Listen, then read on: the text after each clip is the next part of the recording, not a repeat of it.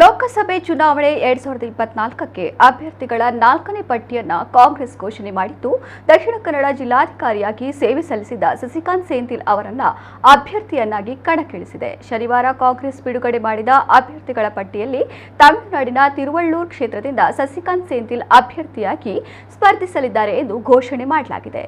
IAS ಅಧಿಕಾರಿಯಾಗಿದ್ದ ಅವರು 2019ರಲ್ಲಿ ರಾಜೀನಾಮೆ ನೀಡಿ ಕಾಂಗ್ರೆಸ್ ಸೇರಿದ್ದರು. 2009ನೇ ಬ್ಯಾಚ್ನ ಕರ್ನಾಟಕ ಕೇಡರ್ನ ಐಎಎಸ್ ಅಧಿಕಾರಿ ಸಸಿಕಾಂತ್ ಸೆಂಥಿಲ್ ಮೂಲತಃ ತಮಿಳುನಾಡಿನವರು. ದಕ್ಷಿಣ ಕನ್ನಡ ಜಿಲ್ಲಾಧಿಕಾರಿಯಾಗಿದ್ದಲೇ ನಾಗರಿಕ ಸೇವೆಗೆ ರಾಜೀನಾಮೆಯನ್ನು ನೀಡಿದ್ದರು. ಬಳಿಕ ಕಾಂಗ್ರೆಸ್ ಪಕ್ಷವನ್ನು ಸೇರಿದ್ದರು. 2017ರಿಂದ ದಕ್ಷಿಣ ಕನ್ನಡದಲ್ಲಿ ಜಿಲ್ಲಾಧಿಕಾರಿಯಾಗಿ ಕಾರ್ಯನಿರ್ವಹಣೆ ಮಾಡುತ್ತಿದ್ದ ಸಸಿಕಾಂತ್ ಸೆಂಥಿಲ್ ತಮ್ಮ ಕೆಲಸಗಳ ಮೂಲಕವೇ ಪ್ರಸಿದ್ಧಿಯನ್ನು ಪಡೆದಿದ್ದರು. ಅವರು ರಾಜೀನಾಮೆ ನೀಡುವಾಗಲೇ ರಾಜಕೀಯಕ್ಕೆ ಬರುವುದಾಗಿ ಘೋಷಣೆಯನ್ನು ಮಾಡಿದ್ದರು.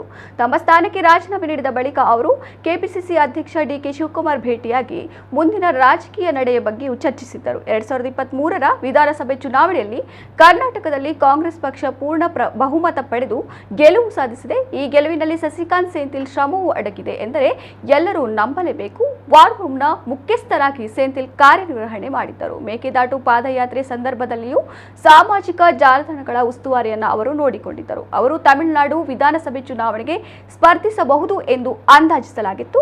ಆದರೆ ಈಗ ಅವರು ತಿರುವಳ್ಳೂರು ಕ್ಷೇತ್ರದಿಂದ ಲೋಕಸಭೆ ಚುನಾವಣೆ ಕಣಕ್ಕಿಳಿದಿದ್ದಾರೆ.